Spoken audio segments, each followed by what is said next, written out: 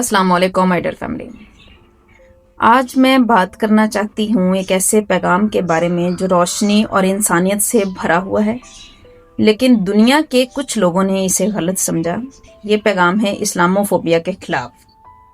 Islamophobia کا مطلب ہے اسلام کے خلاف فیئر، پریجڈس اور نفرت، جو صرف اگنورنس اور پروپیگنڈا سے جنم لیتی ہے۔ ہسٹری گواہ ہے، جب یورپ اندھیروں میں ڈوبا ہوا تھا تو مسلمز نے اینڈلس کی لائبریریز اور میڈرس سے دنیا کو انلائٹنمنٹ کی روشنی دی۔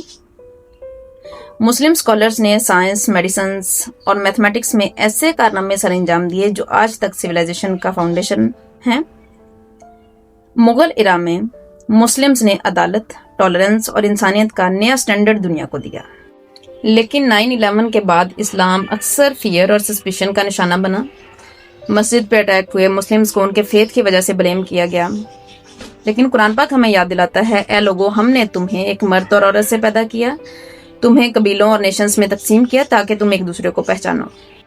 اسلاموفوبیا صرف مسلمز کے خلاف نہیں ہے، یہ انسانیت کے خلاف ہے۔ یاد رکھیے، no prejudices, no oppression, no propaganda can ever dim the immortal light of Islam. Islam ہمیشہ ہمیں پیس، جسٹس اور ریزیلینس کا پیغام دیتا ہے، اور یہ پیغام ہمیشہ عظمت سے بھرا رہے گا۔ دعا میں یاد رکھیں۔ جزاک اللہ۔